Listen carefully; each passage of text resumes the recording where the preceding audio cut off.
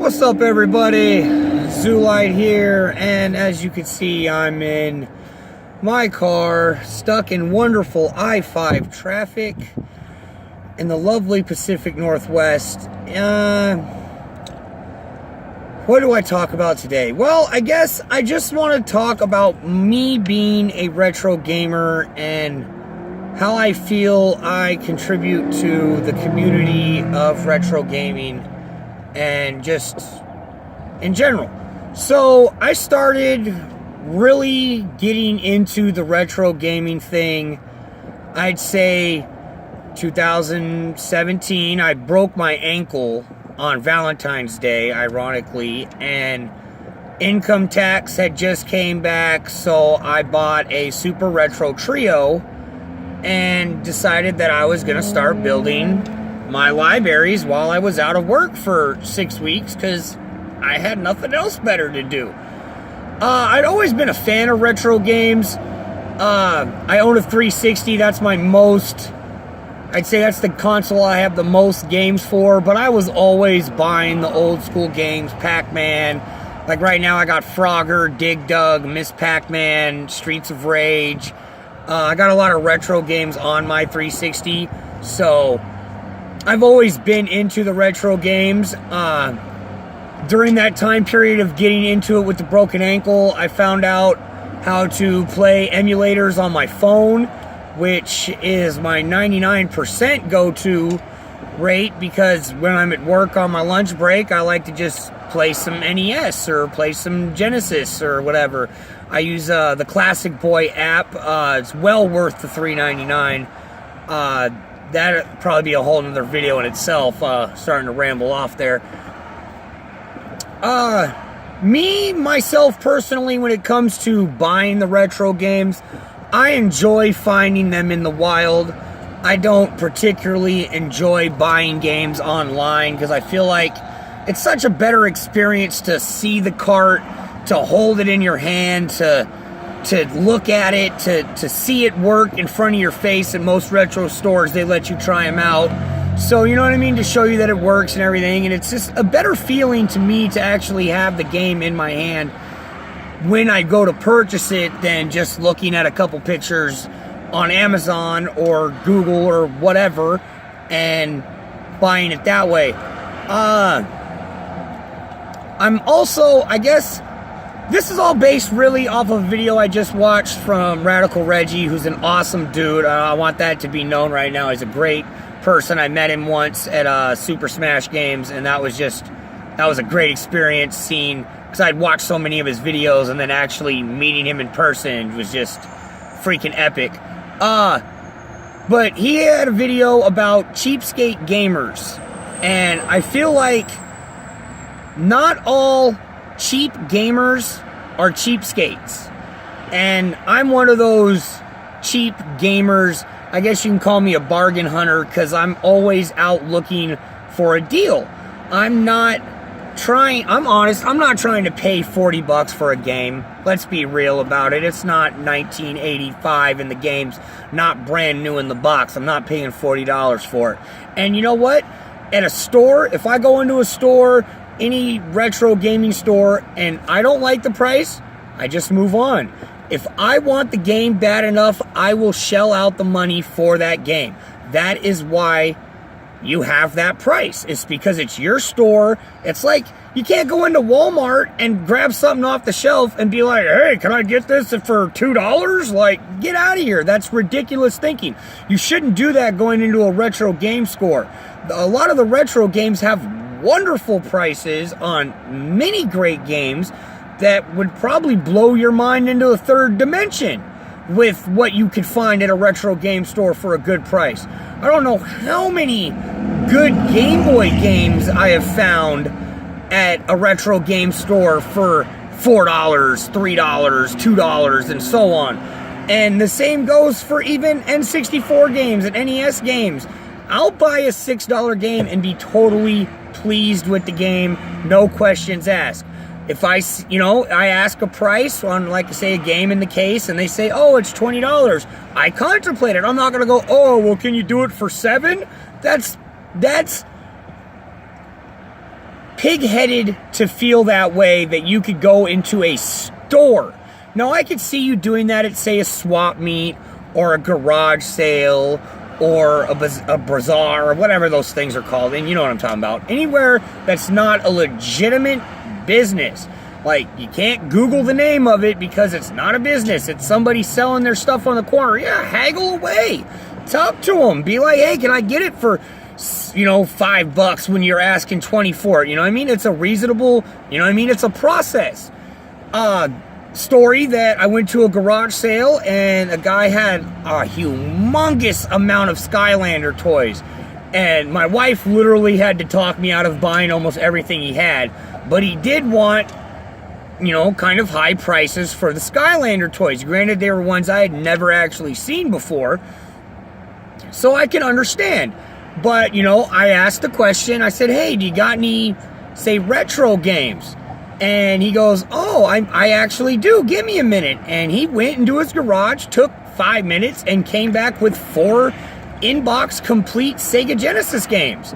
And 2 of them were sports titles, I'm not going to lie. They were like, one I think was Phil Masterson's Golf, and the other was like RIV Baseball 97. But the fact that, you know what I mean, he was like, okay, you know, what do you look at? Well, the 2 that stuck out and caught my eye was Joe and Mac and Miss Pac-Man. I'm a huge Pac-Man fan. I love Pac-Man. I think that game is amazing. All incinerations, you know what I'm talking about. They're all awesome. So those were the 2 that caught my eye. And he brought out a price, and he asked me what I wanted for him. And I said, you know, start off with a reasonable number. I said, I'll give you 10 for both. I said, these other 2 don't really, you know what I mean, I'm not really looking to buy a bunch of sports games. But these 2, you know, I'll give you $5. $5 a piece. And he was like, oh, well, can you do $12.50 for both? And I was like, well, honestly, I don't have the 50 cents, but, you know, I mean, I got the $12. Like, you want to do 12? I was even willing to do 13 at that point, saying $12.50. I would have gladly gave him 13. But he said yes to the 12, so I got Joe and Mac for $6. Like, that's a deal of the century. But I'm not going into a Smash or a Game Lobster or even a GameStop and trying to be like, oh, let me get your games for 75 to 95% off of what you're asking for them just because I feel like I can talk you out of it. That's not how businesses work, man. And the video really got to me because I feel like there are situations where you can haggle and where you can't, and people that try to haggle in places where you can't just seem so ludicrous to me that I had to say something about it and kind of get it off my chest. I don't really do a lot of these video styles like this, so that's totally on the fly right now. But, you know, before I make this video 45 minutes instead of just 15, which was my original goal, I feel like you could be a cheap gamer and not be a douche about it.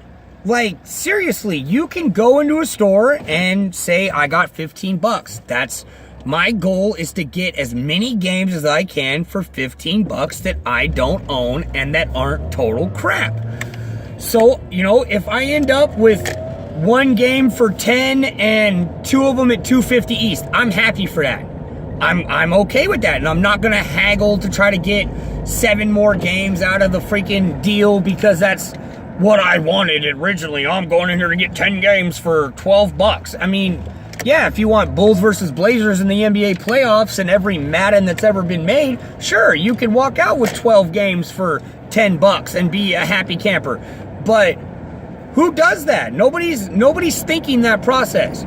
You know what I mean? Like, I feel like I'm just a cheap gamer, but I'm not a cheapskate. Because I feel like that word cheapskate is so dirty and it's so aggravating because I see it a lot. And what's funny is retro gaming, like Reggie said, is a lot like being a used car salesman when it comes to selling product in a store. You got to be able to talk to your customers and, you know what I mean, get them engaged in your product and willing to spend money in your store. You can't be an ass about things, you know what I mean? Just, you gotta be a reasonable person. And I feel that way comes I dealt a lot back in the day with wrestling action figures.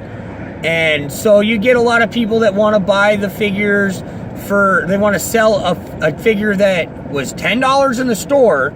Like, you could go out to the store right now and get the figure for $10, but people on the internet want to sell it for $25, $30 just because they found it before anybody else did.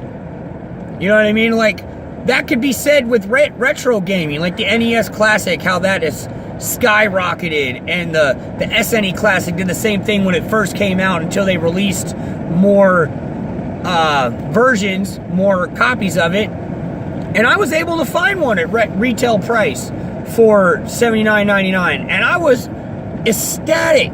My kids love it. It's the greatest thing I think I've paid $80 for, to be 100% with you.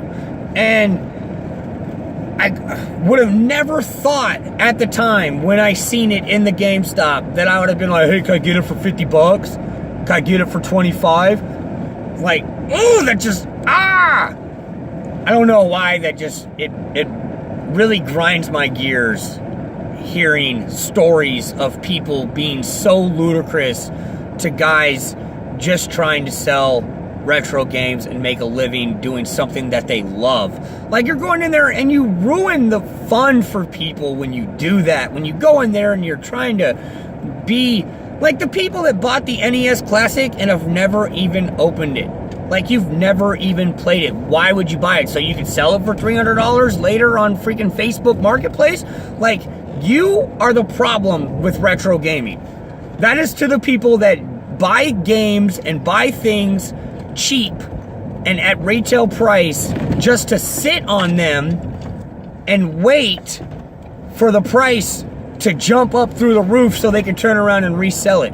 The point of retro gaming is to enjoy it, is to have fun, is to collect the games, be a collector, play the games, enjoy the games, remind yourself of your childhood, turn your friends on to these experiences that never got to freaking have these experiences. Like, I got buddies that have never owned a Sega Genesis. Like, what were you thinking? And I'm the same way. I never owned a Super Nintendo. I never owned a GameCube. My wife did, and then we sold it for whatever reason. I'm so kicking myself for that. I never owned a Virtual Boy. My wife did, and we won't get into that either. I apologize for the rest of my life for that, because I have been kicking myself for that. But, you know what I mean? And my friends have turned me on to these. Like, I got buddies that play Super Nintendo on the regular, and they're like, hey, man, check this game out. This game's awesome. And my Super Nintendo collection right now is bigger than my Sega Genesis collection because there's so many games that I never got to play because I just didn't get the system. I went from NES to Genesis. And the dual processor. No, I'm just playing. I had no idea anything about that until the nerd video about all that. I just thought the Genesis was cool. And I wanted WWF Raw for the Genesis. Like, that was the only legit reason. Like, I never played Sonic for like 3 months after I got my Sega Genesis. I just played Raw, and it was the greatest game ever. Same, I went back to Nintendo with the 64, of course, because that's, honestly, that is hands down to me, that is one of the best consoles ever made. The game library is just great. And see, now I'm rambling on again about me being a retro gamer, but I guess that was kind of the point. My interpretation of what I bring to the table. My YouTube channel is kind of iffy, I guess you could say. I would call it a Let's Play because I just play games, and now I'm doing the Video Games Monthly unboxings, but I don't know, man. It's a touchy subject to me when I hear people give these horror stories of people that are buying retro games and how terrible they are, and I feel like I try to go above and beyond myself to be nice and cordial and respectful to the people that work in the store because that's your job, man. You know what I mean? Like, I wouldn't expect you to come to my job on a construction site and start talking all kinds of greasy to me. That'd be messed up, man. Like, I just want it to be known that I'm not one of those people. Like, I respect every retro game store I've been in. I respect the store. I may not respect every single person that works into a store, but I won't get into that. That's just me being me, and yeah, nothing about that important.